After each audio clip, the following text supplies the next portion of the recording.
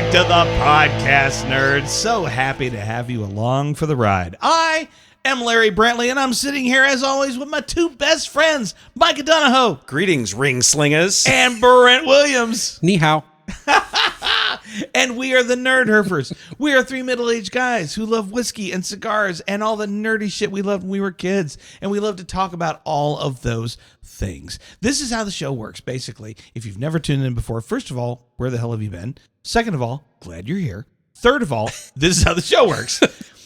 Every week, one of us brings some cigars for us to review, one of us brings a bottle of whiskey for us to review, and one of us brings the topic of conversation that we are just going to geek into the ground. It's a fun format, and I'm glad you're here. Now, if you would like to be a regular part of this nonsense, all you have to do is go out to nerdherfers.com, hit the subscribe button, and you will be the first to know whenever a new episode drops. We've got a merch store. We've got a great cigar shop online right now. We are eventually going to do some like members only stuff that's super cool and very quiet and private. Only you would know if you were part of that. You know, it's super cool. It's like the CIA, but fun. I just think the CIA could be fun. Well, it could have been. Get to do some cool stuff. Yeah, I just read an entire book about the Dulles brothers, so we'll get into that in another episode. But anyway, we're also on YouTube now, so you can go out to YouTube and search Nerdherfers. You can like and subscribe our channel. You can actually see us in all of our middle-aged glory. I'm so happy because I'm wearing a hoodie tonight. That means it's fall in Texas, and it's almost the end of the year. Yeah. That's just what we have to deal with. All right. So before we get into any of that, though, we have a segment on our show that is very sacred to us that we like to call Nerd News. It is all the best nerd news that you already heard a week ago, but now you're going to hear it tonight again, and you're going to hear our take on it from the first time. And as always, we are now going to the Anchor Room with our old friend Brent Williams. Brent, hit me with your headlines. Well, first of all, happy Thanksgiving, because Happy Thanksgiving! this episode should air the night before Thanksgiving. Happy Turkey Pilgrims Day! and Indians, and here's all of the corn and polio blankets we can possibly give you. Oh my gosh. Eat everything you can. Oh wow. Okay. Plant everything you can. Let's just go straight into it. Okay. Good news. Rudolph the Red-Nosed Reindeer, the Rankin Bass claymation, is returning to NBC after 50 years. Yes. All right. Yes. Yeah, that's going to be fun. It is going to be a That's huge when you know fun. the holidays are here. Oh, that's right. Absolutely. They are upon Now, us. I have to say that my daughter, now we talked about this on your horror movie episode. Huh? My daughter, Ella, loves horror movies. She loves jump scares and every genre within the horror film milieu. She loves it. The one thing that truly terrifies my daughter to this day, she's 21, by the way, is claymation. She can't stand it. Like the first time, I don't know, she was maybe 8 or 9 that I put on Rudolph the Red-Nosed Reindeer. She cried. Some of that stop Copious animation tears is terrifying. of horror. Yeah. She had nightmares that night. I was up with her all night. I'm like, why is this terrifying? She goes, people aren't supposed to move that way. I'm here to save you. Yeah. Rudolph. I thought maybe it was going to be because, the animators put in 20 hours to get 1 second of screen time. No, we're judgy. she didn't know about production at that point. Yeah. But yeah, claymation still terrifies her. Well- but I'm glad to know that because, damn it, it's not the holidays until I see that. Speaking of scary movies and spooky things, you know about the remake of Nosferatu with Bill Skarsgård? Yes. Oh, yeah. It's getting rave reviews so far. Is it really? Yeah. Oh, man. And also, I got to hit that so hard. it is starring Willem Dafoe. Yeah, this cast is becoming something so Lily magical. Rose Depp. Wait, what? Yeah, Yeah. Lily Rose Depp's in him. And Aaron Taylor Johnson. Do you know who that is? Yes. do. Okay, yeah, he's in there too. Kick-Ass. I loved him in Kick-Ass. Yeah, Kick-Ass, Quicksilver. Godzilla. Yeah. Yep. Bullet Train. Oh, yeah. Yeah, he was Yeah. in Bullet Train. Yeah. Yeah. He's Kraven the Hunter. Yes. Oh, yeah. Yeah. Yeah, so I'm super excited for this because, first of all, I love Bill Skarsgård. But second of all, come on, I want to see what they can do with it. I mean, there's an article of him talking about the pressure of not screwing up this classic masterpiece. Yep. I imagine there was a lot of pressure. But so far the reviews have been great. They said it goes super hard. It's like one of the best horror movies ever made. Man. All right. I can't wait. Go. All right. Last thing I have. This kind of makes me laugh. Josh Gad says that everyone that's looked at his script for Spaceballs 2 thinks it's amazing. Oh, do I detect skepticism? I don't know. I don't know. I mean, if we're going to experience anything similar to History of the World Part 1 versus History of the World Part 2, then I'm a little nervous. It wasn't so good. No, it was not. But the original Spaceballs, I mean, come on. Classic. Yes, it was very awesome. Classic. First one, definitely. I don't know if I... And by the way... Schwartz be with ya. Before Josh Gad is anything... Schwartz is as big as mine. Before Josh Gad is anything... and I mean, this is a guy who's been on Broadway. He's done films. He's done everything. He is a super fan of things. Yeah. And he is a true super fan. He's also a super fan who can write. Yeah. So I have high hopes. Yes. I like Josh. Maybe. I want you to succeed. We are all in your corner, buddy. Don't mess it up. No pressure. Yeah, no pressure. And that's all we have for Nerd News this week. It was a very short segment, but I think very enriching. Yes. Sorry, I rushed you on the outro there. A little sorry. No, that's fine. Yeah. It's, we hot fingers tonight. Cues mean nothing. Just here. make sure you... We're going to do some scratches on it and stuff. All right. So it's time to kick the show off proper. On the cool check-in. This week, I believe it was Brent's turn to bring sticks. What'd you bring for us, buddy? I brought us a staple tonight. A staple. Ooh. Not a cigar, but a staple. A small piece of metal that is shaped like half a square. Yeah, These are... Well, it's a construction staple, so it's a little bit bigger. Yeah, set it on fire, burns your lips. Awesome. This is a cigar that got a 96 rating. Damn. From whom? Well, Cigar Aficionado. Obviously. Okay. It was the Cigar of the Year for 2019. Oh. I feel like I should know what this is. You will know what it is. You've had this before. I don't think Mike has ever had this. Oh. We're going to find out. Okay. But if you smoke cigars, once you get into smoking cigars, this is a cigar that you should just keep in your humidor. It's like a rite of passage? Yes, kind of. It is a Nicaraguan Puro. Oh, yeah. Puro. Meaning it's all Nicaraguan tobacco. Right. The wrapper is Sumatra. Oh. So we're going to love it. This is a medium to full body. Yes. So I think it's going to pair well You're with... saying all the right things. Show me, show me, show me. I give you the Aging Room Quattro. Oh, yes! Oh, gimme. I have not had this one. Yes, Micah, you're in for such a treat, my friend. You're about to fall in love, my friend. My damn goodness. This is such a great cigar.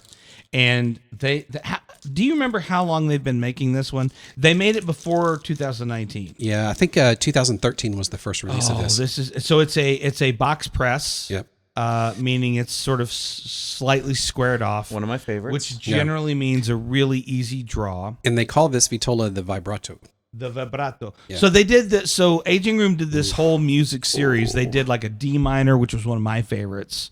They did several like notes on the scale, and this one is the vibrato. Smells delicious. It really.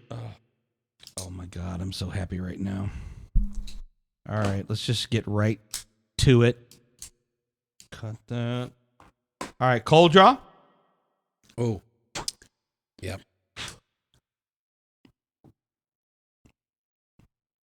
Oh, holy draw, Batman. Yeah. Hey. This is so well constructed. Hey, espresso. Cortado is what I was going to say. Dried fruit. Oh my gosh, the draw. Oh, right. Oh my gosh. All right, let's fire them up, Nothing boys. tight. Let's just get it lit. It's going to be so good. I can't wait. Micah, I'm mostly excited to hear your reactions to this. Brent and I both had this cigar before.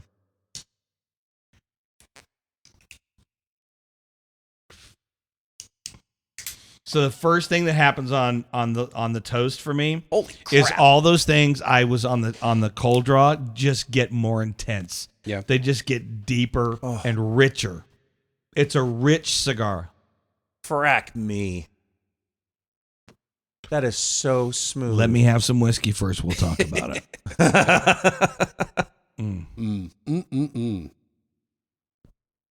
Yep. So the dark roast coffee comes out even more. Yeah.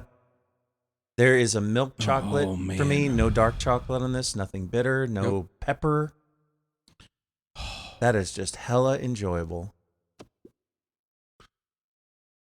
Well, the true test will see if Micah gets out his pick tonight.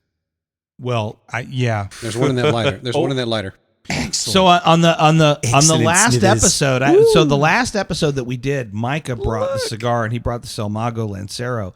And after we ended the show, I smoked that thing down and my fingers are still scarred. That is how good that cigar was. And I promise you, this one equals or exceeds that.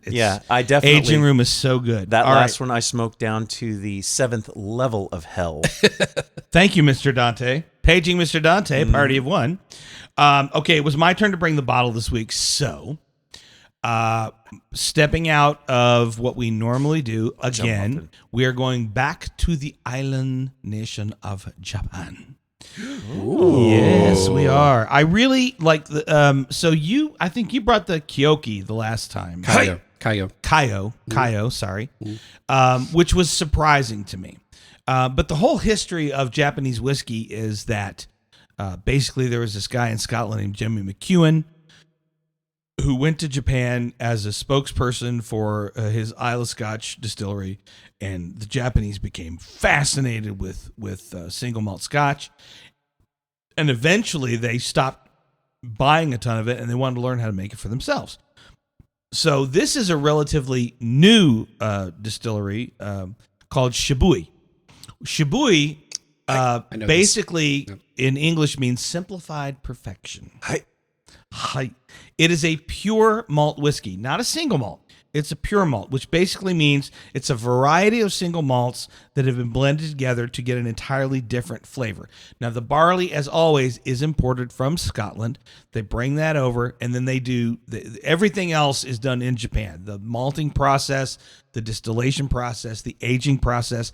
Now, a pure malt Japanese whiskey is aged in several different barrels, including ex-bourbon, and in this case, ex-bourbon and sherry, and then it's finished in a Japanese Mizunara barrel, which Mizunara basically translates into water oak. Yeah. And this is what is supposed to give this particular whiskey its unique flavor. Yeah, we talked about the Mizunara on the one I brought. We did, yeah. It's very rare and very expensive. So I'm going to present you the Shibui Pure Malt Whiskey. Now, this is a product of Niigata, Japan.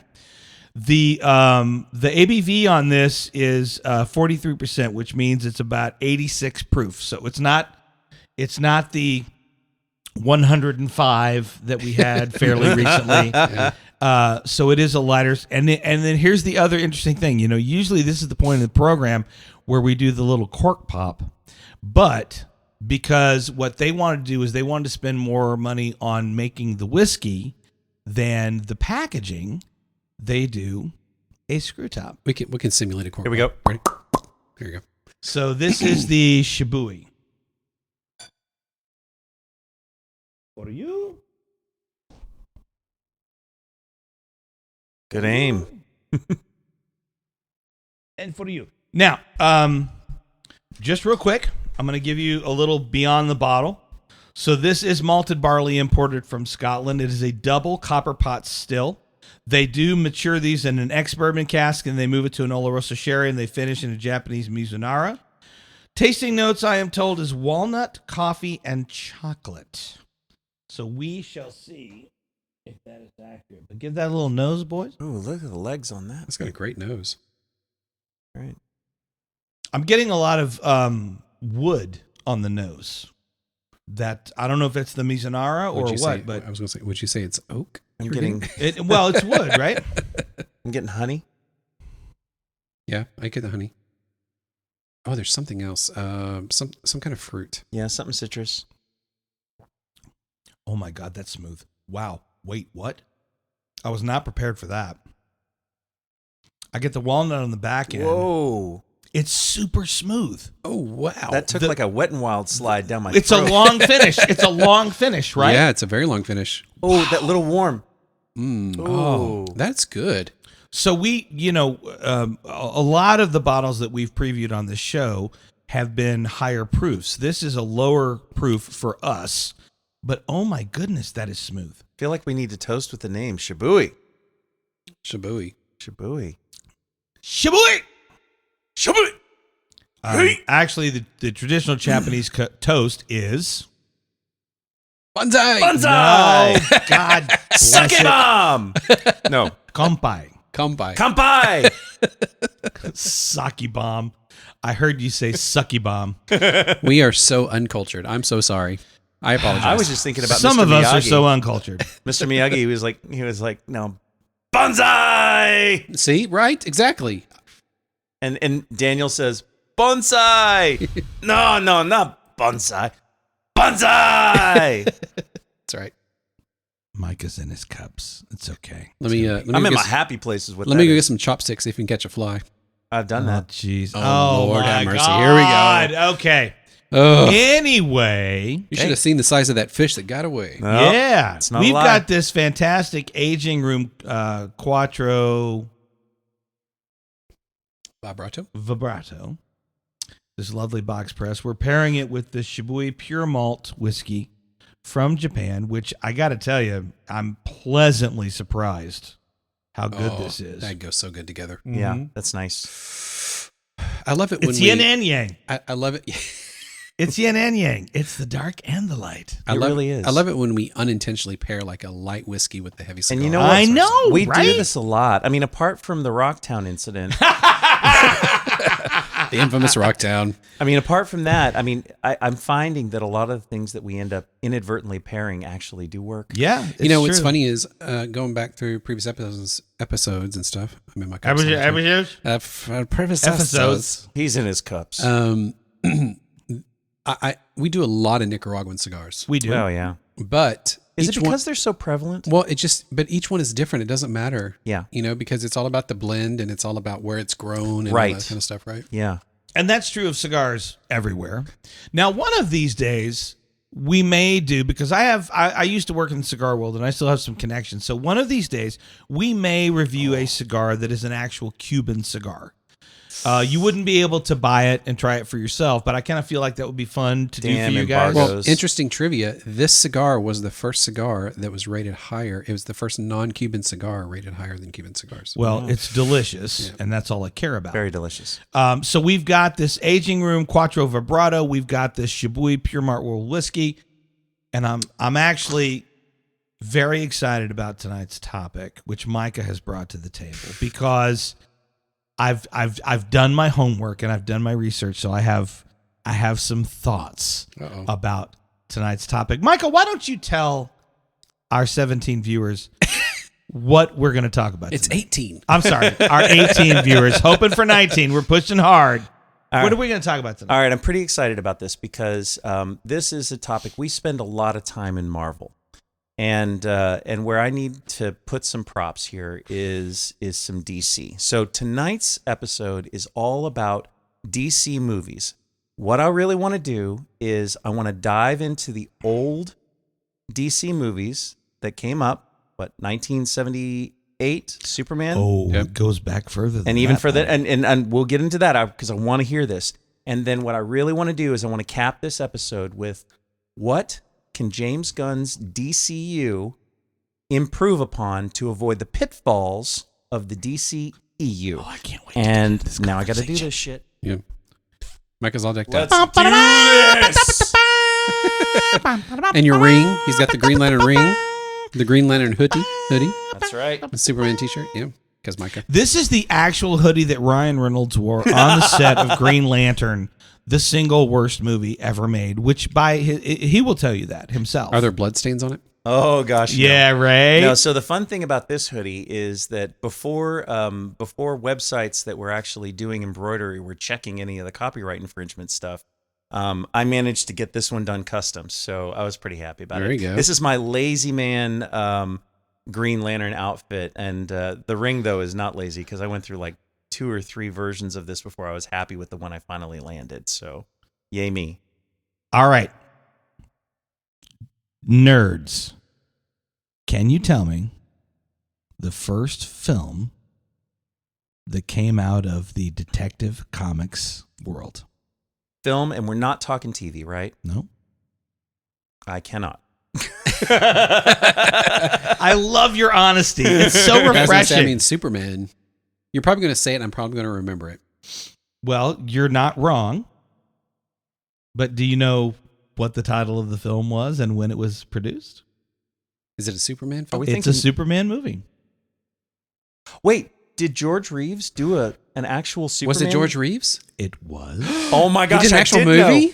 It was 1951. Yes. And it was called Superman and the Mole Man. Man. Oh, I did know that. I did know that. Yay me. Now, the second DC movie didn't come out until the second one didn't come out until 1966. That should be a big hint for you. Well, wait. Captain America? No. Dude. I'm just kidding. That was a total joke that went the wrong way. He was going to piss you off when he said that. Wait, no, I actually... You know what pisses Michael off? You want to know what pisses me off? People that integrate DC and Marvel, but whatever. All right, so I'm going to take a small guess here. Go ahead. Was it an Adam West Batman ding, movie? Ding, ding, ding, ding, ding, ding. Oh. Suck it. Batman the movie. Okay. Yes, with the shark repellent. With the shark repellent and every Batman villain that had ever been in the TV series. Oh, Romero. Yes, that was the second one. So I think for a lot of our viewers, Julie Newmar. A lot of Julie Newmar. Maybe we have a moment of silence for Julie Newmar. Okay, that was great. That was very respectful from our point of view. I'll be in my bunk. You snorted. You got me. A lot of people think that DC movies started with the DCEU, and they don't realize that there were all of these films that came before it. Yep. Here's another nerd question for you, nerds. Let's see if I can get the trifecta. Who was the first Wonder Woman on the screen? Well, it's obviously not Linda Carter. No, and it's not Gal. Gal. Got it? Got it? Get out. Get out. You got it? Oh. First Wonder Woman. Is it an actress we know? I think for our generation, yes, it is the first. I actually do not know besides Lindsay Wagner. Well, that's actually closer than you might think. They were of the same generation, same age. But the first Wonder Woman on the screen was Kathy Lee Crosby. Oh my gosh. Are you kidding me? I'm not kidding you. Who's that? Kathy Lee Crosby? Dude. You may excuse yourself and leave now. There's the door. I'm sorry. First of all, he probably is too young to remember an ABC television series called That's Incredible. Do you remember that show? I remember that one. Absolutely. She was one of the hosts on that show. It was Yeah. Kathy Lee Crosby, the good-looking guy whose name I can't remember, and Fran Tarkington for some reason, who was the Minnesota Vikings quarterback in the 70s. But yes, Kathy Lee Crosby did a TV movie that was the first Wonder Woman iteration ever. I'm going to have to find that. The second, of course, being Linda Carter. Right. The series. Yeah. Gosh, Who got me through some difficult times. Linda Carter and Lyle Wagner. Lyle Wagner, yes. Yeah. Lyle Wagner. But then there's also some DC movies that people don't realize were DC. For example, 1982. Anybody? Yeah, because no movies came out in 82, but DC movies. Swamp Thing. Oh my gosh, you're absolutely what right. the heck? That was one of my We're main stupid. staples. I totally forgot. Yeah. Starring. Bridget Bardot. No, not Bridget Bardot. Like you're getting the French part of it right. Wait, Annette from Mickey No. Mouse Club. Yes, No. but what's her name? What's Adrienne Barbeau. Adrienne Barbeau. Adrienne Barbeau. That's not Annette, by the way. Go forward to 1995. Tank Girl. Anyone? Oh. Yeah. Tank Girl. I can see her face, but Lori I don't know her name. Petty. Lori Petty. Who Yeah. also was big in Point Break with Keanu Reeves. She was the love interest. Yeah. Okay, jump forward again. 2003, one of my favorite DC movies, by the way. 2003. It was an ensemble cast. Yeah, we need more hints than that. Sean Connery. Oh, League of Extraordinary Gentlemen. Yes, sir. Okay. You are correct, sir. Leave it Extraordinary Gentlemen. Leave it Extraordinary Gentlemen. And you gotta then, say, and then another you know one what? that you know what you could do? you can shut up. You can shut up. You shut up. He almost said the word we can't say on Apple. And then even forward further, again, people, even though it shows the logo clearly, a lot of people don't know it was a DC movie. 2009 graphic novel. Oh, Jonah Hex. No, you're gonna get it. You're gonna get it. Oh, come on. A group of heroes. Yeah. And in a couple of different time frames, I should say, not timelines. Oh crap! I can't think of the name of it. Come on. Rorschach. Watchmen. Watchmen. Thank you. Wow. So there were all of these movies that were DC movies before the DCEU. Watchmen was DC? Yes. Yes, sir. Yes, sir.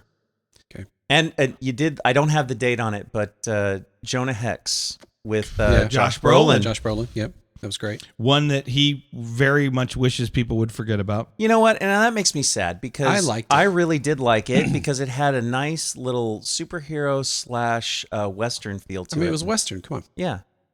Easy to love. So, Josh, don't To be feel honest, bad, man. Don't feel bad. To be fair. To be fair.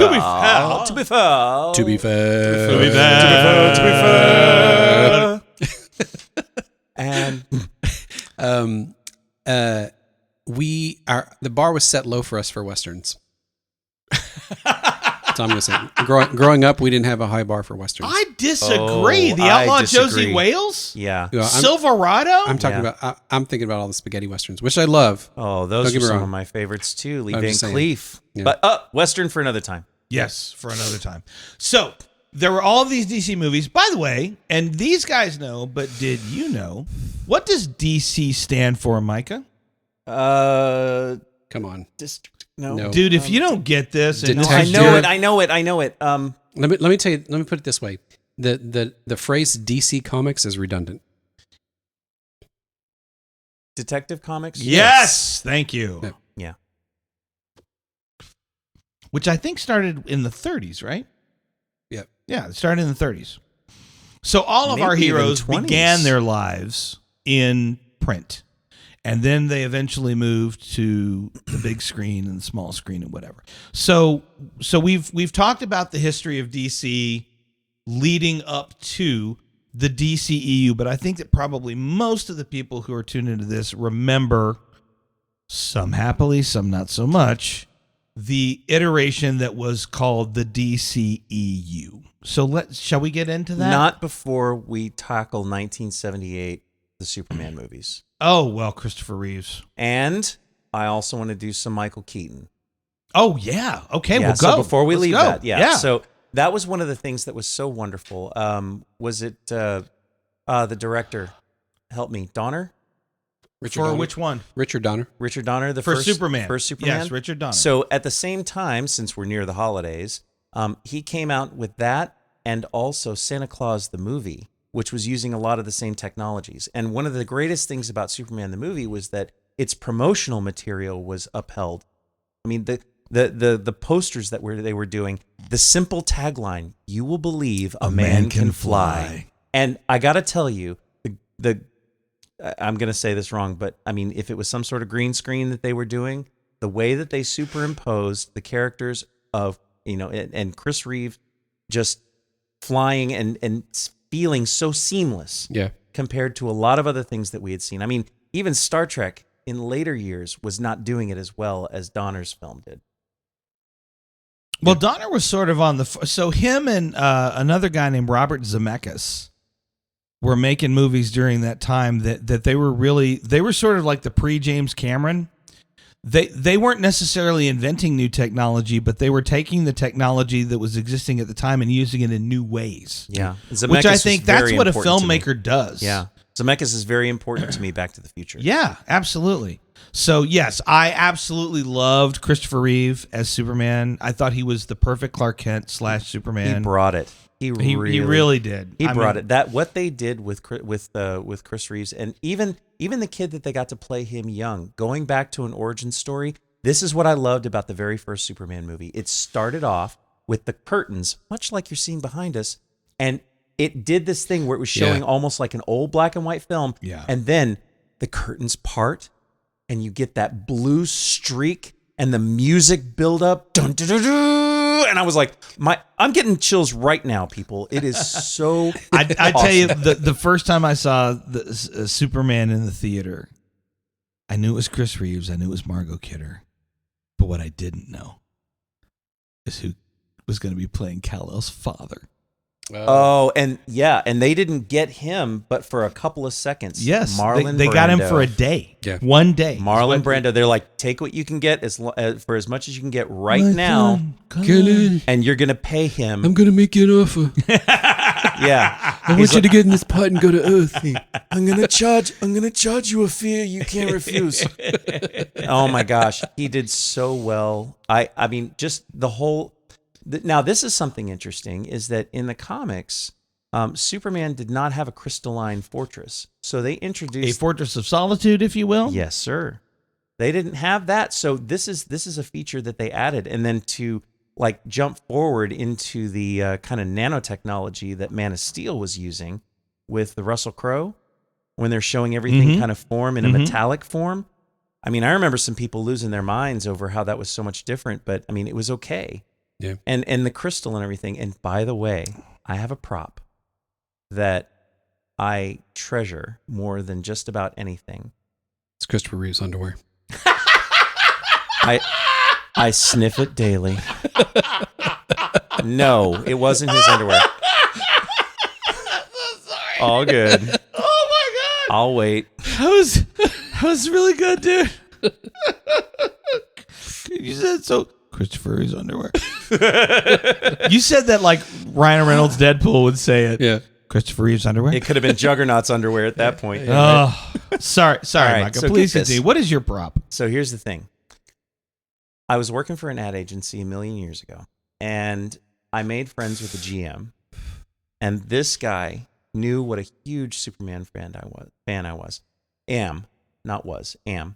So 2 people at this company did something special. One of them was one of my developers who actually went to the Dickies across the street and stole the black and white Superman 8x10 in a frame off of the Dickies wall and brought it to me. That went on my wall in my cube. Wow. I mean, what is it about Mike and stealing things? I don't know, but when you have friends that will shoplift for you, Right? Those are good friends. you want to keep them. Is a good person. Wow, I you love just named her too. That's going to be like, I love you. The You police have are like, no hey, idea. thanks. All right. Thanks, buddy. We've been looking for her for a while. All right, so get this. My buddy, who's the GM at the time, he knows what a big fan I am, and find out that 5 green crystals, the one that Clark threw at the North Pole that created the Fortress of Solitude, 5 props cast off of the original. He bought one for himself and he bought one for me. Wow. And I just, to this day, I mean, we like well over 20 years later, we are still buddies. We still talk geek stuff. It is a good time. And I want to show my appreciation for that because I still have it in a place of honor in my place. It's so good. It's in his bathroom. Yeah. No, it's actually... It's That's where you spend the most of your time. It's sitting in a basket on the back of his toilet. Not at all, man. Not at all. You're reaching back there for a wipe, and it's like, oh, what? Nope, not the crystal. Sometimes the crystal. There was something... something about the musical arrangement combined with the original, with the fudge muffin. Starting again. The way the music pairs with the visuals in those opening scenes of Superman coming forth into the world to help people in general. Who was it? John Williams? No, was it John Williams? I'm asking. I don't. Or was it Jerry Goldsmith? Goldsmith. I think it was Jerry Goldsmith that did Superman. I don't know. We'll fact check when I'm editing this. It was. It was such a great. It was a great soundtrack. It was a great stinger though, because like you remember that, like even to this day. Yeah, I mean, you can remember that. It's almost like the Indiana Jones theme. Oh right? yeah, like it was a perfect storm. Perfect storm of cinematic value, and it was so fantastic. You're smoking too fast, buddy. I know, this is so good though. You're smoking too fast. I'm gonna put it down and wait. Let's talk about who they got to play Lex. Yeah. Oh, Gene Hackman. Gene Hackman. And he's wearing his wig most of the time. Okay, and underrated, but an excellent role portrayal. Ned Beatty. Ned Beatty. Yep. Ned Beatty. Otis. Yep. Otisville? Mr. Luthor. It's actually pronounced Mr. Luthor. Yeah. Mr. Luthor. Yeah. What I loved about the original Superman movie, though, is that the movie played like a comic book. Yeah. It sure did. Yeah, it did. And that was at a time in my life where, as a youngster, that's how I wanted movies to be. I wanted them to be like comic books, right? Yeah. So years later, I go back, and now there have been so many iterations of Superman. And I'm not discounting Henry Cavill because I thought he was a brilliant Superman. I thought he did great. Well, before that, Brandon Routh. Brandon Routh. Yeah. I mean, there are many, but Henry Cavill. Stop. The first time I saw Superman Returns, Brandon Routh, if you close your eyes, it sounds like Christopher Reeves. It does. No doubt. Wow. I have to do that. No doubt. I have to try that. Because when the other iterations of Superman were coming out, what do? We all compared them to Christopher Reeve. Yeah.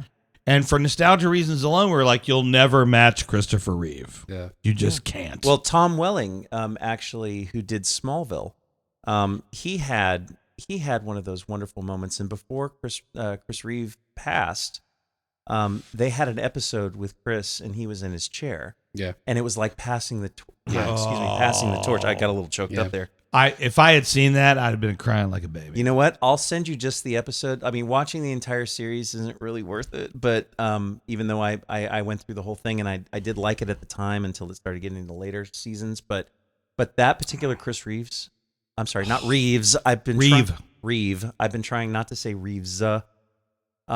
But when that episode aired, it was a torch passing moment. It was so beautiful. Can we stop real quick and do the first third? Yeah. Oh, since you're already on the second? Yeah, I'm about to hit the second. So. I'm enjoying the hell out. I mean, I've had this cigar before, so I know what to expect. So damn smooth. Milk chocolate. Well, I'm getting so there's a good amount of leather and dried grass.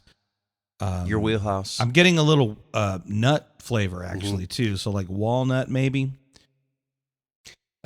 Cafe latte for me. Yeah, creamy. Yeah. It's creamy for me. There's vanilla in there. There's chocolate in there. Yeah. And the draw, guys. I know, right? That's part of his problem. Is because it's such an easy draw that he may have to fire a second cigar before we finish this episode. Garofalo no. with fast burning paper. Darn. That's too bad. Oh, he's got a backup in there. He's like, screw totally you guys. Does. I'm going to finish this one and then hit the second. second. Guys, I'm doing a twofer. Okay, quick question, and then I want to move over to 1980s DC Michael Keaton Batman. Definitely. But of all the Superman iterations, who, in your opinion, was the best Lois Lane? Okay. The first time I saw Margot Kidder, I was like, that's not Lois. Yeah. But why did you feel that? I have to say that over the years, though, rewatching that movie, she was great in that role because she was Lois Lane. I mean, that's totally Lois Lane. She did a fantastic job, but I don't know if she's my favorite. Who's your favorite? I don't know if I have one yet.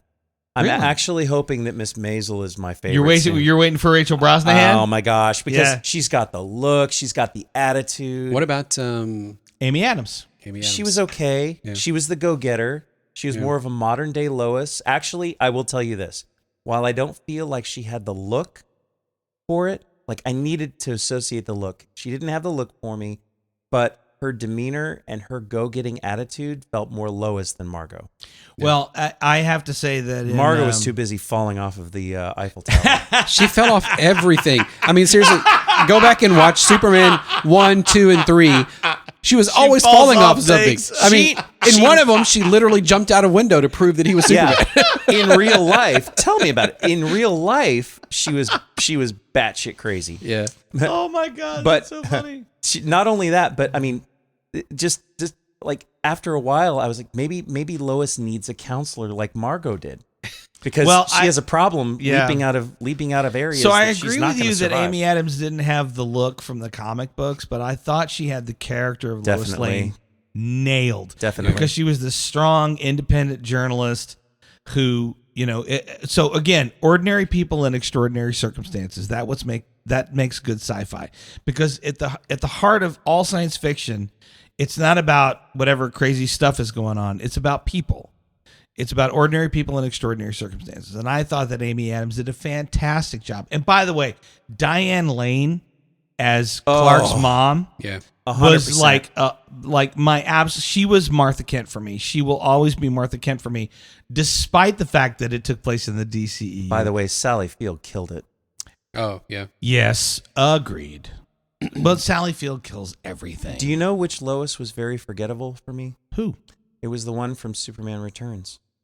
I can't believe you remember her because she was so forgettable. Who was that? That I can't remember. To the interwebs. To the interwebs. Yeah, she didn't really do anything for me. Very forgettable. And then the fact that they were trying to integrate a Son of Superman thing into it just really bugged me a little bit, because Superman had no kids. There was Okay. John Kent, who ended up becoming like a clone, but that's comic stuff, by the way. So while he's looking that up, Yeah. maybe let's move on. Yeah, I think that's good. Because the next time DC struck hard Was it 87 or 89?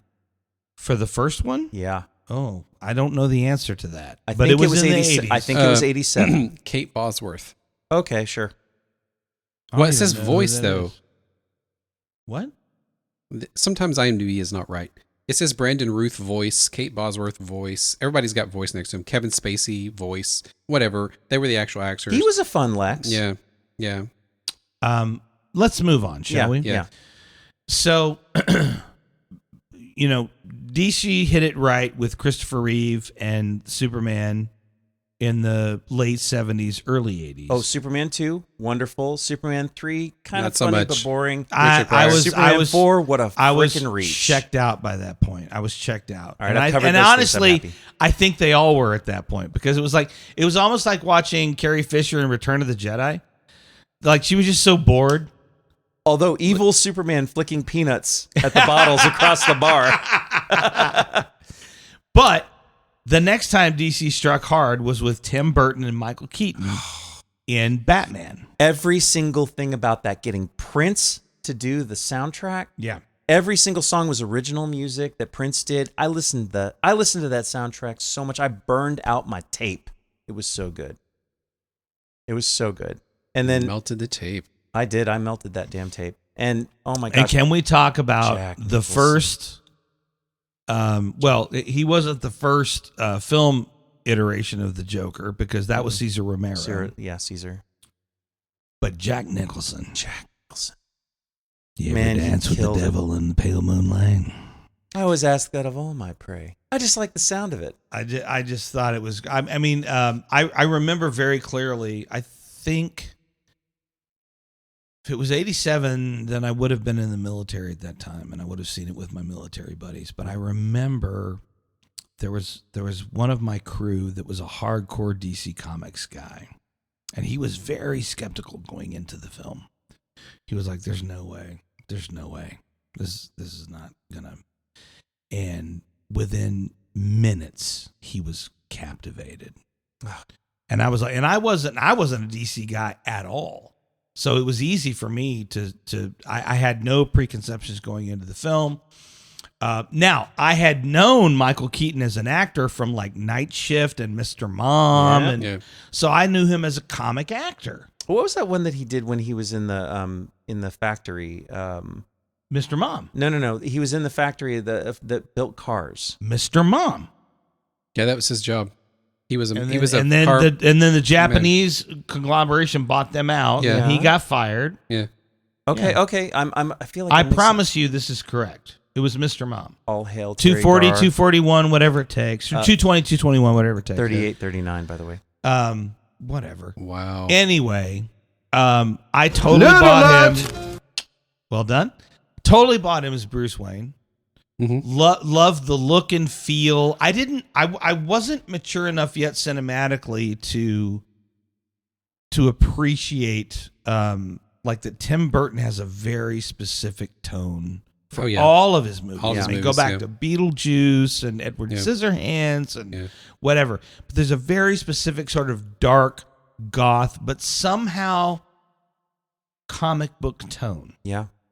And I thought it was great. I loved it. I love the suit. I love the original yellow background with the black in front. I loved everything about it. It reminds me of the nod from the Dark Knight series where Morgan Freeman says, "You want to turn your head," because every Batman costume was a full on cowl, and every time Bruce had to kick somebody's butt, he's like, "Yeah, absolutely." He's doing but the then we Bigfoot also turn. We also have to talk about the art department choices that were made in later Tim Burton Batman films, like George Clooney with the nipples. Nipple Man. "Oh God, What was that? What was that? oh, poor." You know what? And I want to get into a conversation about George Clooney because, and we'll do that later. But let's talk about Vicky Vale and her scream.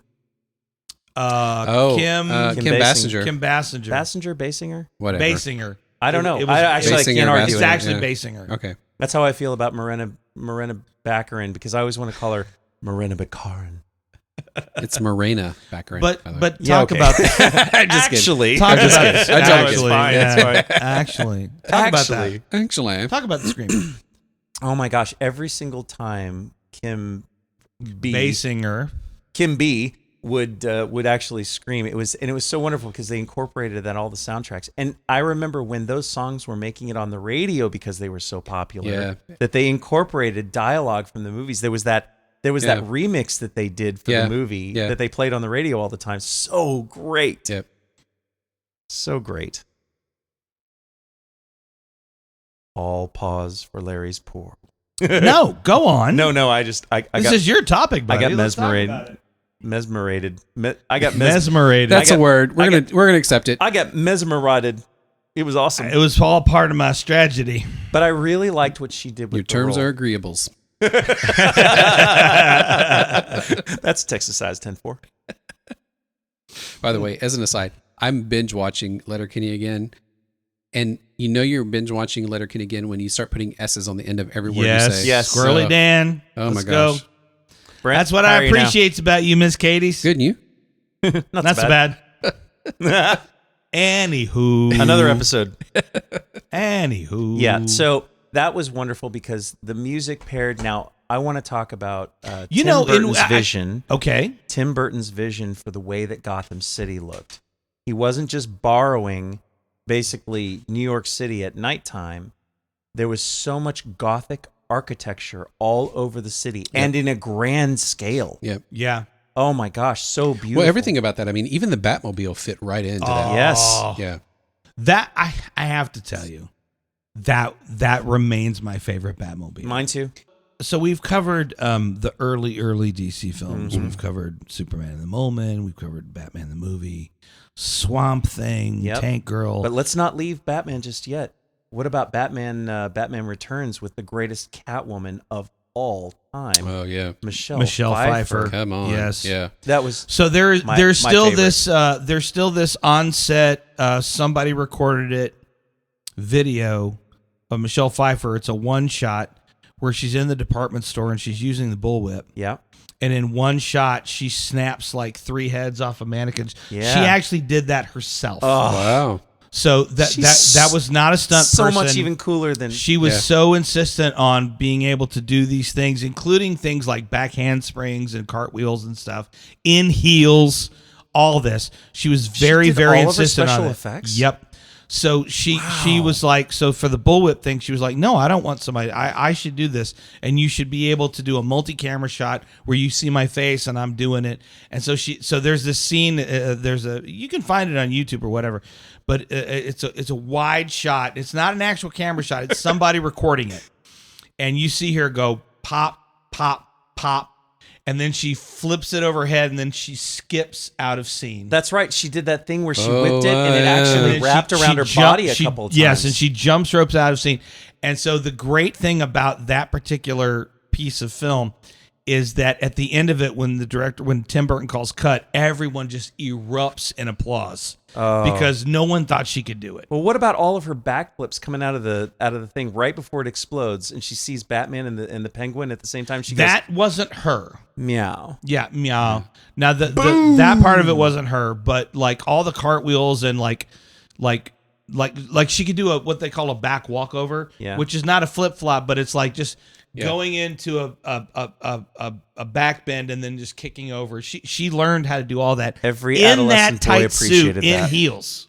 So yeah, I agree. She was the best Catwoman ever. Yep. And she was also the best Jenna Van Dyne ever. Yep. She crossed over. I want to actually say this, that I did not hate the Val Kilmer one because I really liked what Jim Carrey did with the Riddler. Did you A know? lot. I liked it. I liked how zany he was. I liked how like out of control, and it went from typical Jim Carrey to psychotic Jim Carrey in like a series of scenes. It was just I really, really liked it a lot. Now Val Kilmer, that was also the movie where Tommy Lee Jones played Two-Face, right? Yes, and I liked that too. Yeah. And as a matter of fact, they had Harvey Dent in the very first one that was played by Billy D. Williams. Oh, I forgot about that. And he was supposed to be Two-Face, but I guess, shit well, happens. we're going to get into the whole retcon thing in a minute. Okay. But I'm a huge Tommy Lee Jones fan. But what I love about Tommy Lee Jones is he's Tommy Lee Jones in every movie he's ever been. Oh, yeah. Mm-hmm. Including Harvey Two-Face Dent. Oh, yeah. He went a little more, but it was basically the same. Although I have to say, of all the Tim Burton Batman films, the first one was my absolute favorite. Oh, definitely. For sure. Well, actually, I disagree. I'm so sorry. It was definitely Batman Returns. Michelle Pfeiffer, I love what Danny DeVito did with the Penguin. Oh, man, yes. His makeup it was and great. everything. It was like a cross thing because for the longest time you had... and that was not... Yeah. That was... I mean, it was fine. That was actually very comic book. Do you remember who the original Penguin was? The actor. I know this. Rocky. Rocky's trainer. Rocky's trainer. Oh, That's what's his right. name? What's his name? Mickey. Burgess. Burgess Meredith. Yes, Meredith. there we go, boys. Thank See? you. I knew you wouldn't let me down. Team effort. That's right. I knew you wouldn't let me down. Yeah. All right, so Before we leave it, though, okay, let's talk nips. this is only the third time this has happened. Let's talk nips. Do we have to? Yeah, we have to talk nips. Why? Because They excited you so much? when they decided to do Batman and Robin, out of all of the Bruce Waynes that have played Bruce Wayne, when I heard that George Clooney was going to be Batman, I was like, this is going to be amazing. This is how I picture Bruce. His attitude, his demeanor, his billion-dollar playboy, everything. But you know what they did? They gave Batman and Robin an Adam West script. They did. Yeah. And it does not translate to a Tim Burton look. And I don't even think that Tim Burton did the Batman and Robin, did he? I'm pretty sure he didn't. No, we don't have to look to it the interwebs. I'm going to look it up because I he's going to look it up. We have to have an answer to this. His delivery on what he had, and I felt like George Clooney was robbed of a great script. And I didn't hate Chris O'Donnell as Robin. I did not like Alicia Silverstone as Batgirl. Yeah. It was kind of weak. I forgot Arnold Schwarzenegger was Mr. Freeze, yes. With the absolute cheesiest lines known to man. Joel Schumacher did that one. Mm-hmm. Oh, trivia for you. Did you know that they would not let Arnold Schwarzenegger keep the Mr. Freeze costume? So what he did was he said, I'm keeping it and I will rent it from you. And to this day, he pays them every year to keep the costume. Seriously? Yeah. That's crazy. He will not let it out of his collection, but since he's not allowed to have it, he's like, that sounds like something Arnie would do. I will pay you annually. I'm gonna freeze you. I can't. I want everyone to know this was my character back in when I did this, and I was Mr. Freeze, and I was the original Mr. Freeze, and no one else would be Mr. Freeze. So I have the costume. I have to pay for it. I shouldn't have to pay for it. I don't know why they make me pay for it, but I have Stay cool. it. Stay cool. Oh, the lines were so horrible. Freeze. Yeah. I don't know. Yeah. All right, I'm good. All right, we've done that. Now we can move on. We can Before move past the nipples now. we get to DCEU, though, we must, keeping with the Batman theme. Hang on. Second, third? Yes, please. All right, second, third.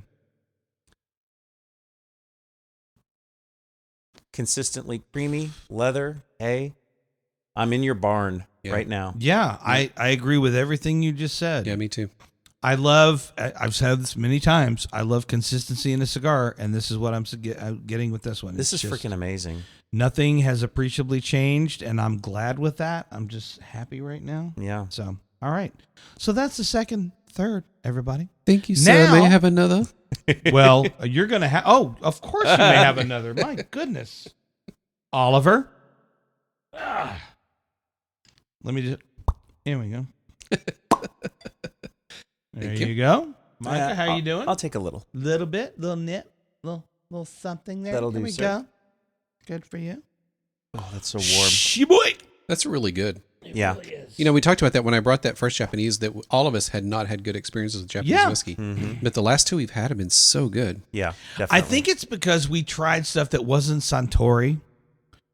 You know, because there's like two big ones in Japan. One of them's Suntory, and I can't remember what the other one Well, is. Suntory owns like a lot of American brands too. They actually. do. Yeah. So it you know, but I specifically, when I was looking for a bottle this week, I knew I wanted to do a Japanese whiskey, and I knew that I didn't want something like that.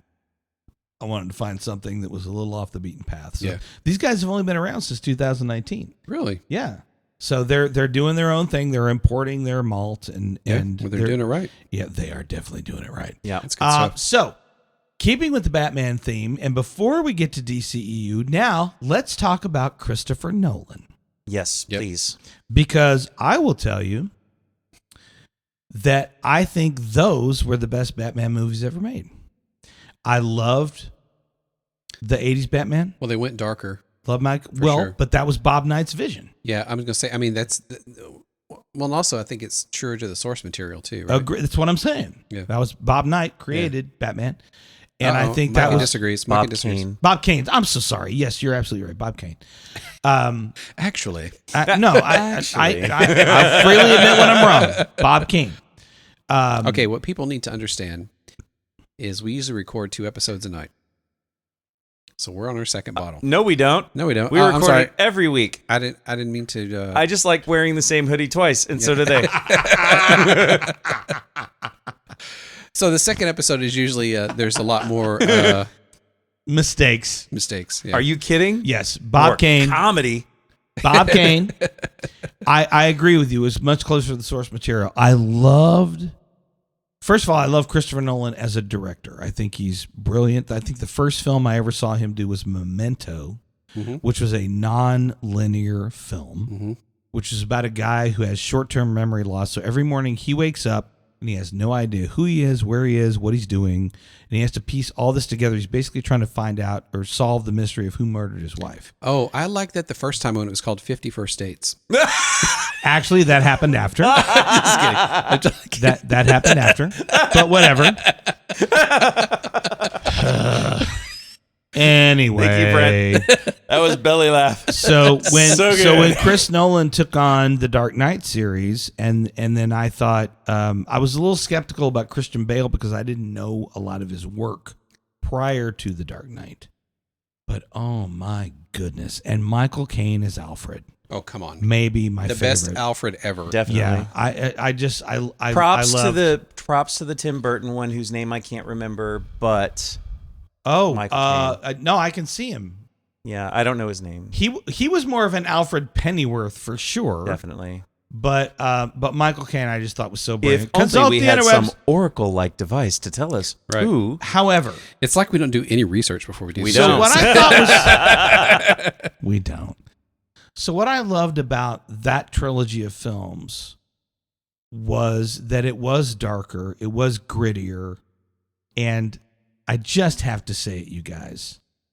there will never be a better Joker than Heath Ledger. Oh, Michael Gow played Alfred in those movies. Michael Gow, yeah. Yes, I'm with you. Oh, come on. Yeah. 100%. It was literally the role that killed him. Yeah, it really. And he won, and it was I think it was the first time that any sort of superhero movie had ever won an Academy Award. So Heath Ledger won Best Supporting Actor posthumously for that film. But and that was it was Batman Begins and The Dark Knight. The Dark Knight was the Joker. Dark Knight. The Joker. Was it just Dark Knight or Dark Knight Returns? No, it was The Dark Knight. Well, there was Dark Knight, and when the Dark Knight Returns? No, it was The Dark Knight Rises. Rises. That's the third. But, Bane. And the other thing that interested me was the fact that Chris Nolan chose Gotham not as New York, but Chicago to shoot those movies. So you had, it was a very different sort of landscape. And by the way, Michelle Pfeiffer, my favorite Catwoman, but Anne Hathaway as Selena Kyle. She wasn't bad. She did a great job. But she was not crazy enough. Yeah. I needed her to be a little bit more off her rocker. I like what Michelle Pfeiffer did because she had reached a breaking point. While she was able to maintain her faculties, she still delivered her psychosis. Agreed. Okay, so so who played Catwoman in the 60s series? Oh, well, there were two. Eartha Kitt was the original. Yeah, Newmar and Julie Newmar. So the first was Eartha Kitt. Yeah, so to me, Michelle Pfeiffer was she was more the Julie Newmar version, right? Yeah, but even Julie played it more like sexy as opposed to it was the 60s. Psychotic. It was the 60s, but let's move forward, boys, and let me get your opinion on the Chris Nolan trilogy. Yep, I've got you. And okay, all right. So I feel that the Batman movies and the way that Batman is represented is experiencing the same problems that Spider-Man does. Because in order to be Batman, you need to be a detective, you need to be a ninja, and you need to be a technologist. And Spider-Man's the same way, right? You need to be a scientist. Except a teenager. And a teenager. You have to have all the teenager problems. Right. Okay, so bearing that in mind, this is why I wasn't crazy about Christian Bale as Batman. Because I thought he played an excellent ninja, but he relied so much on Lucius Fox for the technology. And his detective skills were offset by Lucius, who was also working with him, that was supplementing what he needed to be the detective. I felt like Christian Bale was missing the detective aspect of... Go back and watch those films again. I disagree I've watched with them you. 1,000 times. I'm going to disagree with you. And I'm not saying that I don't like them, because actually bringing Ra's al Ghul into the first one was Liam Neeson, great. baby. Yes, was so wonderful, because Ra's is a common villain. Yeah, that Batman had to mess with. If anybody ever hears me go, you know what I was going to say. So if the first time we saw Ra's al Ghul, I just wanted him to go, I have a very particular set of skills. Skills that I've earned over a lifetime. And after you save me from falling off a cliff, when I find you, I will kill you. Yeah. All right, so bearing that in mind, I didn't hate what Christian Bale did with it. I love the technology. I love the Batmobile.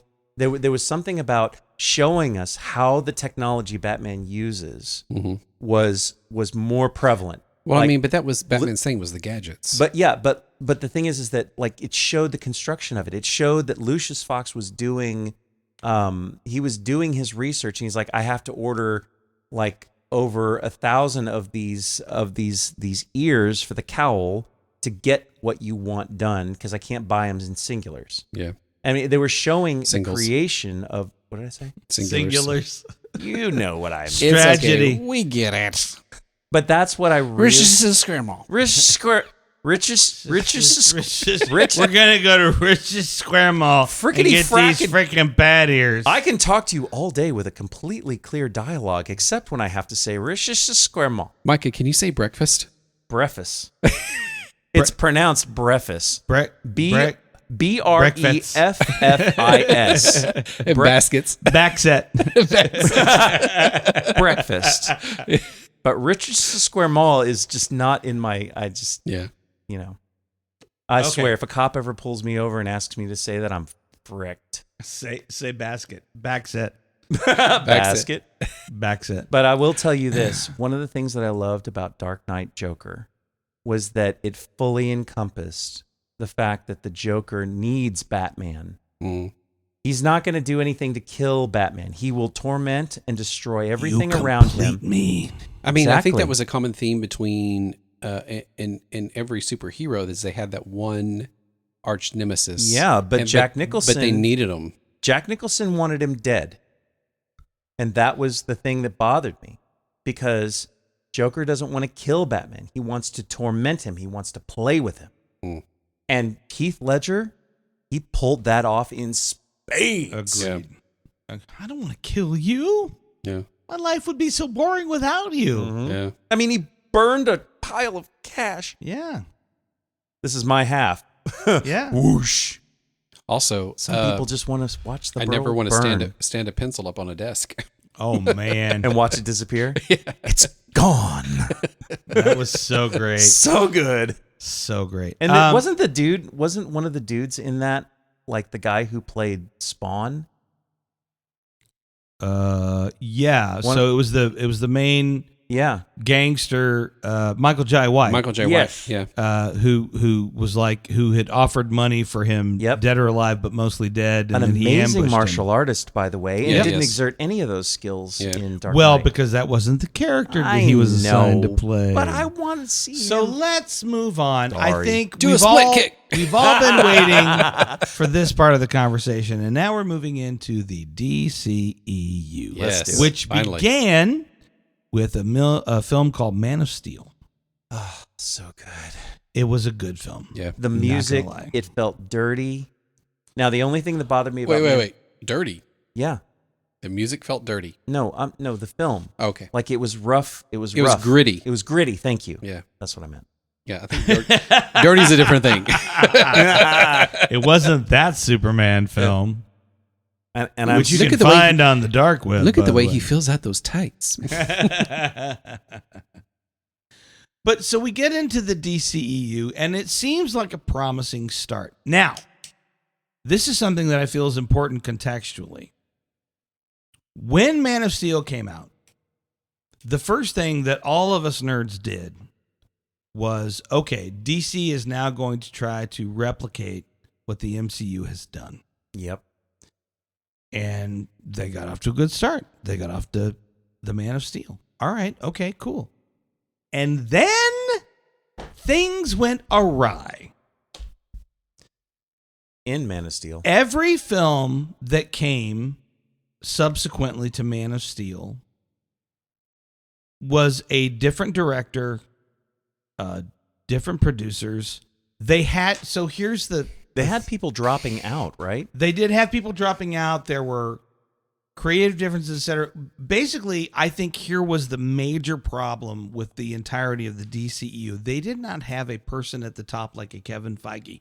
They didn't have one who had a plan, right? An overarching plan to incorporate all these movies to make them work together.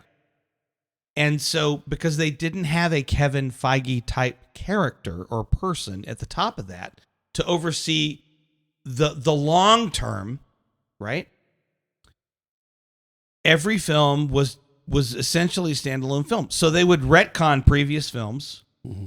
And so, no, that didn't happen like this. It happened like that. How do you mean? Do you have an example? Well, I mean, you can look at the difference between the first time we saw Atlantis and the second time we saw Atlantis, which were completely different looks. Yeah, I did not appreciate in any way the Aquaman movies. Yeah. The first one was okay for me. The second one just blew.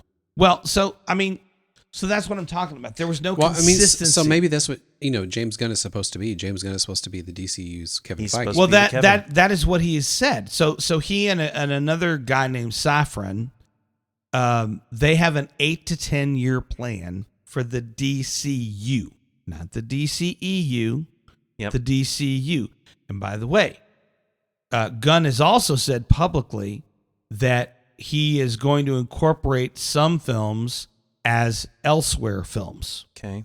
So, for example, The Batman with Robert Pattinson. Right. We're getting another. That's going to be an Pattinson. elsewhere film. So that is going to exist within I really the DCU, enjoyed that, by the way. but it's going to exist in an alternate universe because they are making a Batman too.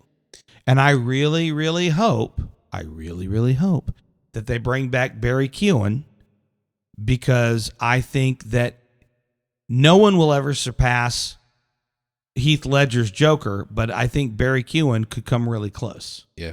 And I don't know if you guys saw the deleted scene from The Batman where he goes, where Robert Pattinson's character goes to Arkham and interviews the Joker because he's talking about the Riddler, played brilliantly by Paul Dano, in my opinion.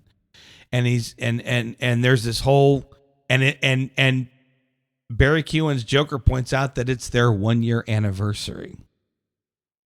And there's this great, if you've never seen that scene, go on YouTube and look it up. He does a brilliant job. This is my complaint with Robert Pattinson, though, is that great detective, but not a ninja. Well, but I think it harkens back to the original DC Comics of Batman, where he was basically a detective, right? Agreed. And I think that's kind of what they're doing with this movie, Also, which I He's also a loved. phenomenal ass kicker. Also, in the Batman, that movie, he's just getting started. Yeah. So we learn, I think, from Commissioner Gordon in one of the early scenes of that film, that he's only been doing this for like 2 years. So he's just getting started. Yeah. So I it's mean, he's kind of still- like Batman Year One kind of thing. Yeah, it's like the police are still calling him in to crime scenes, and he's looking at crime scenes, and he's figuring stuff out. And then, of course, later in the years, he becomes kind of a pariah, right? Yeah. But no, I really appreciated that movie. I thought it was really cool. I mean, it's kind of cool I to go back enjoyed to the it. original. I felt like it was too long. Oh, I really got to wish- be Henri. I really wish that they had trimmed that up a little bit, because I mean, I was getting bored, so bored. But I will agree with you that what they did with the Riddler was an amazing interpretation. That was an evolution. I mean, because Jim Carrey didn't feel like a criminal to me. Yeah, He felt like a vengeful person who lost his marbles. it's a vengeful comic. Yeah. Well, but again, it's style and tone, right? So Tim Burton makes movies like a comic book. So of course Jim Carrey's Riddler was like a comic book. Paul Dano's Riddler was like a serial killer. He was a villain. So I would he was- encourage you to check out Penguin on Max. Oh man. Because I've heard really good things about this. I it haven't seen continues it that yet. storyline, and Colin Farrell. I mean, you don't recognize him. Nope. I mean, Yeah. the prosthetics this guy's wearing. But anyway, it's a very it's a great telling of the origin story of Oz Cobb. Did I hear that they're bringing Selena Kyle into the Penguin as well? I think it's coming, and I think next season 2 they're actually going to start acknowledging that Batman kind of exists in that universe.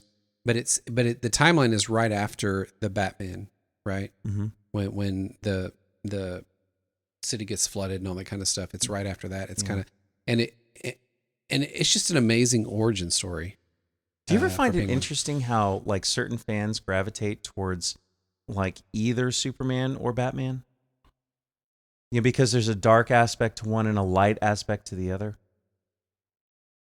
I don't know that I've ever thought about that. I really thought about it. I would say so what I appreciated about, like, if we go all the way back to Christopher Reeves, is I think he kind of Reeve, sorry. He kind of personified the comic book Superman. 100%. 100%, right? 100%. And so I think that later on in these later iterations of Batman, like starting with Keaton. yeah, well, Adam? not even Keaton, but I mean, because if you go to Adam, then we're talking like, I mean, that was its own thing. yeah, but I'm just saying that Adam West was not a comic book no, Batman. not Adam West at all. I mean, that whole series was just basically a spoof on Batman. Yeah. But I'm saying later on, these more recent Batmans where they're starting to get into the darker side of him, Yeah. right? Yeah. Starting to Well, I explore mean, that. even Batfleck. Batfleck, yeah, Yeah. agreed. Yeah. I mean, he was very dark. And that was one of the things that I really dug about that was that when they showed him walking through the Batcave and you see the throwback to the Killing Joke Yes. comic series that came out Yes. where Joker actually killed Robin, not to be confused with Dick Grayson, who became Nightwing. Jason Todd. Yep. Right. Jason Todd's the one who Joker flat out killed, which furthers the whole Heath Ledger Joker, which I will never kill you, but I will destroy everything in your world because you're a fun toy. Yeah. Mm-hmm. Yeah. So my biggest complaint about all the films that exist within the DCEU is that there was no consistency. As standalone films, most of them, not the Aquaman. Yeah. Most of them, Or like Flash. the Ooh, first one, hold the that. first Wonder Woman film. I thought that was a great film. Yeah. Yeah. Gal Gadot As a she standalone killed it. origin story film, She killed I it. loved that film. Wonder Woman 88 sucked rocks. Yeah, we didn't need Hated her it. to have double D's to be Wonder Woman. She No. killed it. Yeah. I thought she was great. And even going back to, I think the first time we saw her was in Batman versus Superman, Dawn of Justice. Yep. And again, I thought she was great. Even in Justice League, I thought she was great. But again, there was no consistency. It wasn't like, we had, by the time we got in the MCU to Endgame, everything made sense up Yeah. to that point. It was a big puzzle piece. It was that a big, just- and all the pieces came together, right? Yeah. That never happened in the DCEU. And I think that's one of the things that James Gunn wants to rectify within the DC universe, is he wants to create that sort of continuity. And that was a big bummer, especially when it came to Justice League, because the villain that they were going to expand on was Darkseid, which is the Thanos equivalent. Yep. Yeah. And he is a mother of a bad guy there. Yeah. And he didn't need an Infinity Gauntlet to do the things that he did. No, he was just a badass. Yeah, and in the comics, when Darkseid killed Batman, fried him with his Omega beams, and Superman lost his shit. He lost it. He actually, the dialogue that pops up on that is so famous, because Superman, as he is beating the crap out of Darkseid, he's saying things like, when I go out and I try and save the world, I pull my punches. And you know what? I'm not.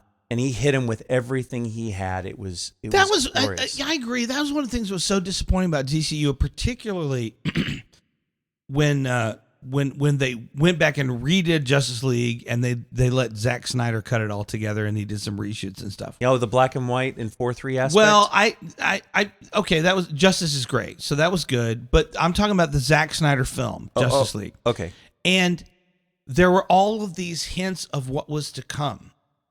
The big hints drop, like that they push forward time wise. Yeah. And now we know that Lois Lane is dead. We know that Batman was somehow responsible. Straight out of the comic, by the way. Yeah. When And Lois dies, Batman and has Superman, become Darkseid's agent, basically on Earth, because he has decided that he is gonna make it. He's gonna make the world orderly. I don't know about Darkseid's agent. Well, I mean, come on, man. I mean, he's got all the gargoyles like following his orders and stuff and whatever. So my point is that there was a lot of potential there of what was to come, and we never got to see it because it just all kind of fell apart. Yeah, because we got one of Darkseid's lieutenants as the main villain and that was Steppenwolf. Steppenwolf. Yeah. So I mean, and which was fine, but I mean, and he is a badass, no doubt, because we're talking about Mother Box, and there's Big Barda. We didn't get to see her.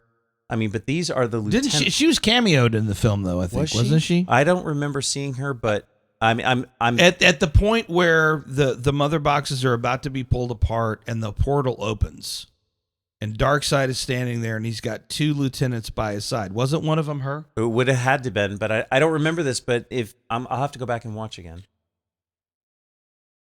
But yeah, there was a lot of good lead up. I want to come back to something that you just said a little while ago, Brent, about the Flash.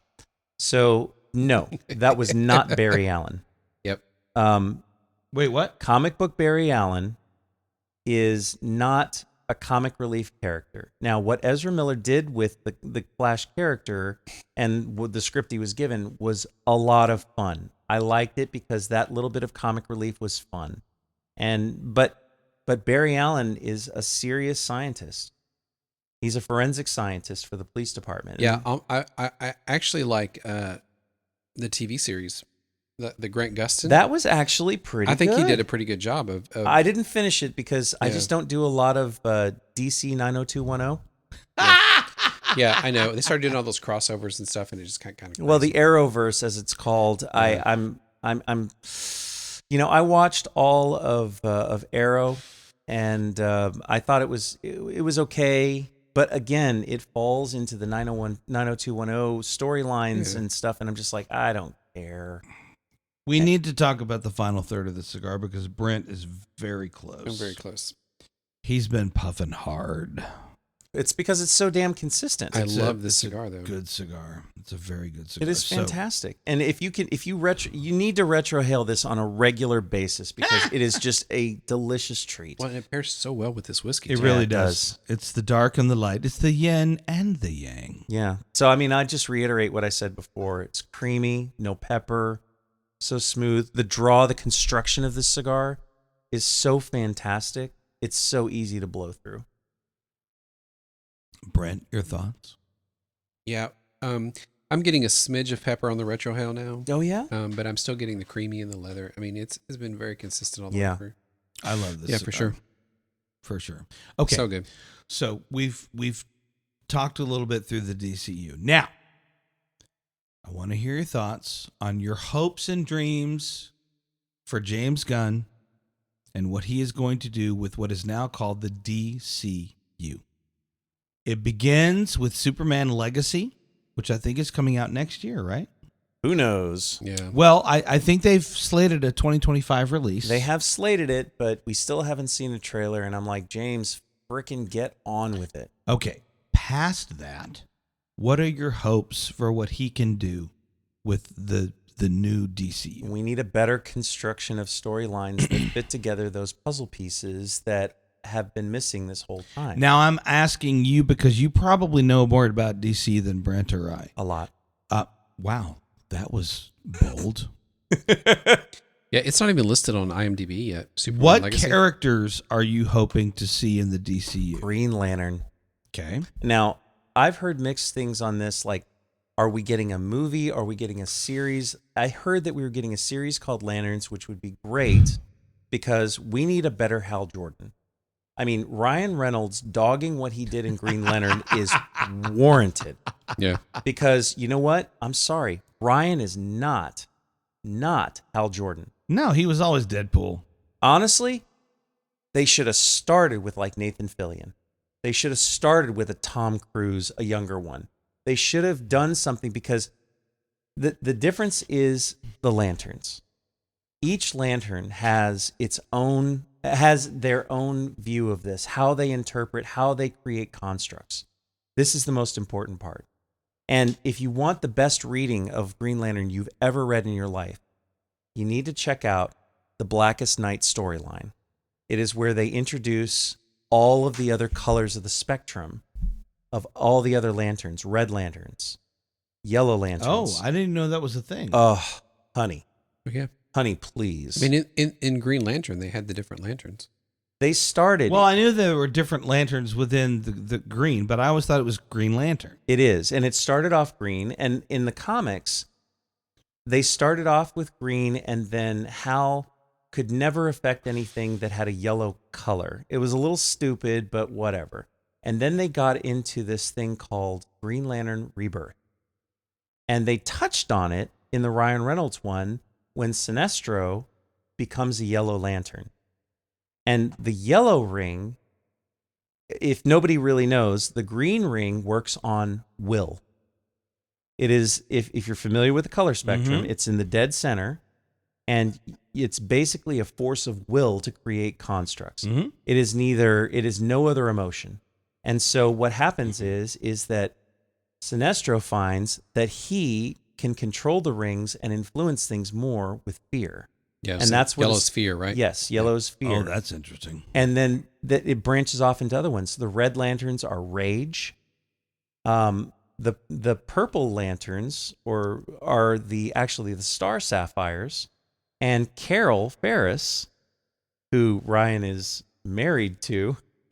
Blake Lively played Carol Ferris.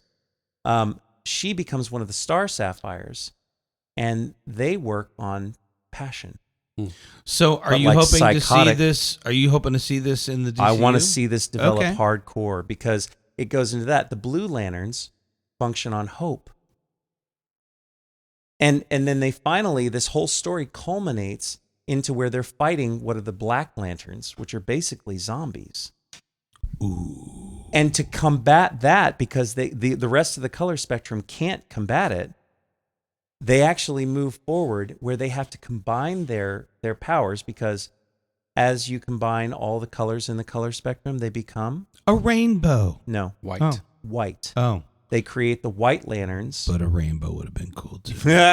which are able to actually combat the black lanterns, Rainbow Lantern. which then actually move into a storyline from the Blackest Night storyline into Brightest Day, which then leads into the Green Lantern anthem when they go to charge their rings.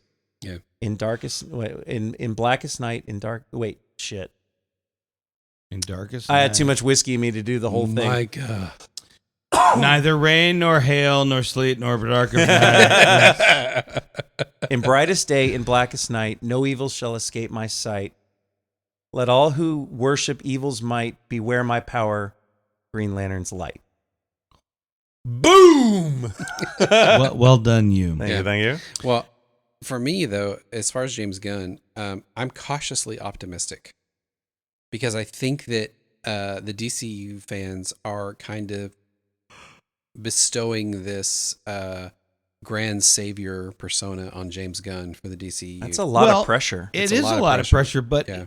to be fair, To be fair. he's got he's got some cred on, behind him, right? Like he did the He left Guardians us hanging, movies. man. I know. He left us hanging, man. He did the Guardians. He did the Guardians movies. They were great.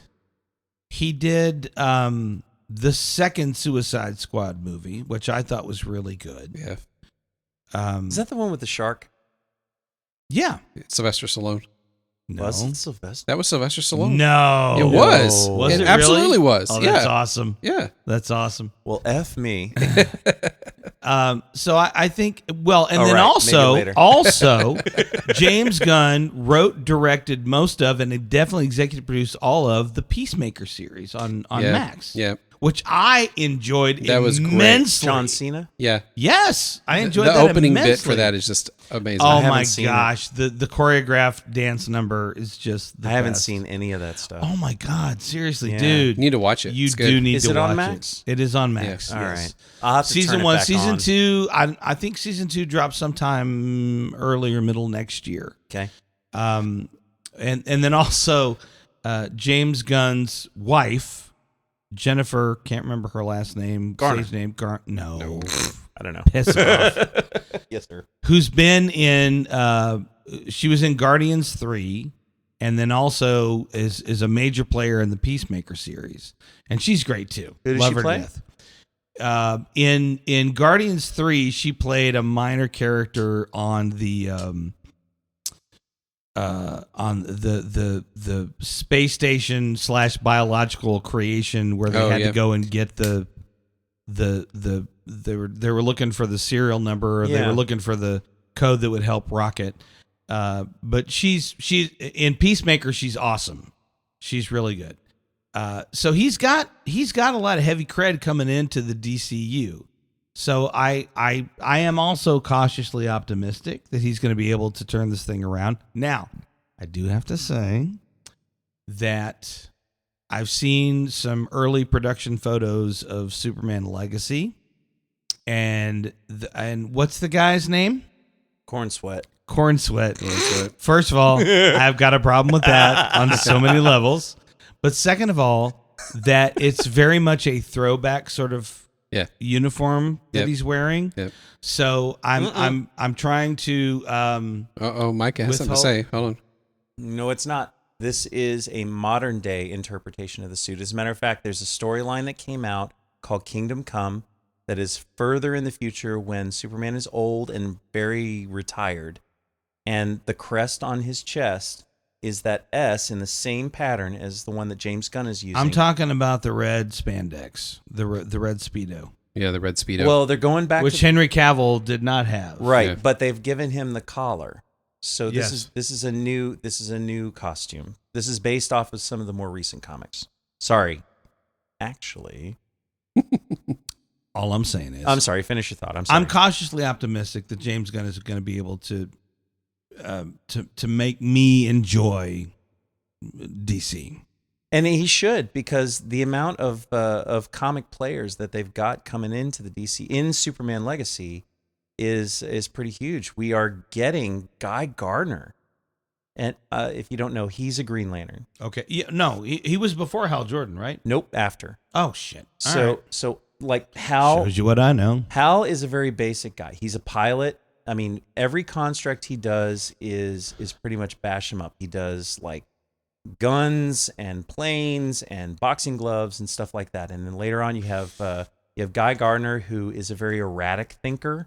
So all of his constructs, they have like almost drippy effects. Like it can't. It's kind of like Kylo Ren's lightsaber, where it's not fully formed. It's It's a little staticky. yeah, it's staticky Yeah. and sparky. And then you've got Jon Stewart, who I heard we're going to get here soon. Who also is on the Daily Show. Yes. That Jon Stewart? Wow, that's a bold choice. Jon Stewart, the art is in the comics is an architect. So every construct he does has actual schematics to it. And then Kyle Rayner, who's my favorite, is a graphic artist.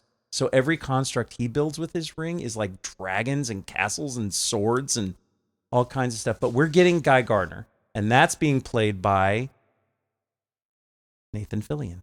Oh, No kidding. yeah, No okay. joke, man. All right. That's awesome. He's going to effing kill it. Yeah, you will. That whole series or movies will suck. It does not matter, and he will kill it. Yeah. He's a perfect choice. I loved he had such a small part in Deadpool and Wolverine, Nathan Fillion, because he was Headpool. Yeah. Oh, I forgot about the skull with the beanie that flew around and said a few words. But he was also in Guardians of the Galaxy. That was. the space station. He where was they- indeed. Yeah, he was the head of the security task force. He's like, yeah, I've got one of those. But I feel like we're This going to guy's get crazy. This guy, love this guy. Yeah. we're going to get an Like him, I overload. can't stand. We're going to get an overload of characters in Superman Legacy, and I hope that works. Yeah. It's kind of like Spider-Man 3 with Tobey Maguire. I felt like there was an overload of villains, and which is okay, I guess. But that's the thing that we're about to face, is that I think we're getting Hawkgirl, and we're getting Superman, and we're getting Guy Gardner, Green Lantern. One of the things I hated about the end of the DCEU, this is Zack Snyder's Justice League, was at the end of the film we finally got to see the Martian Manhunter. Yeah. And I was like, this is so exciting. I I love was John excited Jones, too. man. And then now, I don't know. Maybe not. Well, and that's the thing about the Flash movie. We got Supergirl, but we got an alternate version of her. Yeah. But let's talk about the most important thing of the Flash movie. Freaking Michael Keaton's return. Yeah. It was so awesome. That was pretty badass. That was pretty That's badass. my favorite part You of guys want to get nuts? Let's get nuts. my favorite part of that Flash movie was the end. Not because it was When the over. film ended? Not because of it. You know, I was just really glad when he it was gets over. back and he thinks he's fixed everything, Oh, yes. and then Bruce Wayne gets out of the car. And it's George It's Clooney. George Clooney. I was so excited. And what does he say? What the? Final thoughts on DC, boys? Don't let us down, James Gunn. Come on, pull it out. Yeah, Let's go. this is going to be. There's so much buildup. Yeah. I almost kind of wish they had been a lot more quiet. I wish that James That's had why- not been on social media so much. Yeah, that's why I'm not buying into any hype. I'm very cautiously optimistic, as I said.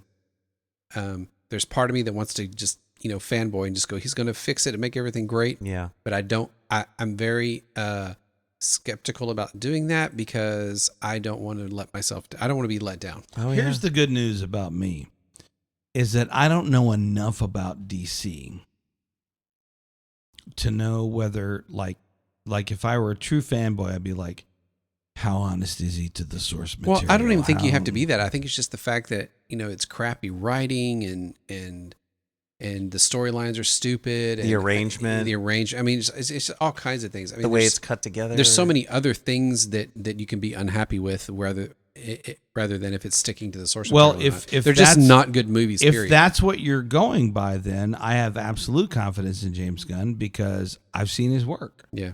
And the writing is snappy, the dialogue is quick. Okay, but one factor is it's a different studio. So, studio always has input on the movies, right? They don't just let the director do whatever he wants to do. Well, however, so let's see if Warner Brothers, if they give him the same leeway that Feige gave him. Well, that's what I'm saying. If Warner Brothers gives, let James cook. Let him cook the way Marvel let him cook. Yeah. And hopefully that's what they brought him over And I for. kind of feel like they already did that on the Suicide Squad and the Peacemaker series. Give us amazing music. Yeah. Hello, watch the Peacemaker. Yeah. Okay. Because that already happened. Yeah. Yeah. So let it keep happening. I sort of feel like that was written into his contract. He's like, hey guys, I get to pick all the songs. Yeah. If you don't agree with that, then you're stupid and fare thee well. Guardians 3 music was a little bit more. I was a little disappointed to hear Space Hog. Really? Yeah. I love that song. It's okay. Come on. Yeah. It's one of the best songs. Yeah, you're clearly whatever, dude. Yeah. Whatever. DC lover. Yep. Anywho. Anything else, boys? Final thoughts on DC? Oh my gosh, I could do this for days. No, but the butt cheeks are starting to complain. So. And he's actually got a lumbar pillow tonight. I have a pillow tonight. Yeah. He is. You'll notice that tonight, Brent's posture has been better than it's ever been. That's right. Because he got a lumbar pillow. I'm still adjusting a lot. Yeah. Cheek. So I just find myself sliding all day. I'm like, ugh. Oh no, I'm doing that too. We need to get some recliners in here. Here we we can just go. kick back and just Right? I would love to do future episodes where we're all just in lazy boys. Yes, Hell for sure. yeah. That's what I was saying. We just need to get recliners and kick back. And Yeah, I'm totally cool with that. But anyway, this has been our conversation on Detective Comics and the DC Universe, the DCEU, from the very beginning to currently where it is and where we hope it's going to wind up. Thank you guys so much for being a part of the conversation this evening.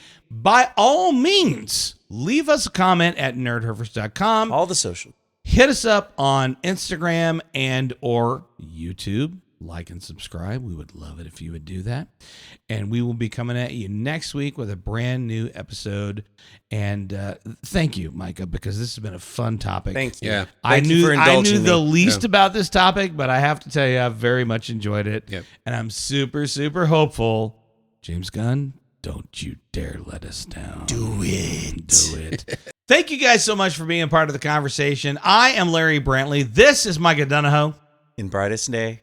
This is Brent Williams. in Blackest Night. And I am Larry Brantley saying, no evil shall escape my sight. Show him the ring. That's the one we're talking about. Thank you guys so much. We'll see you next time. Bye-bye.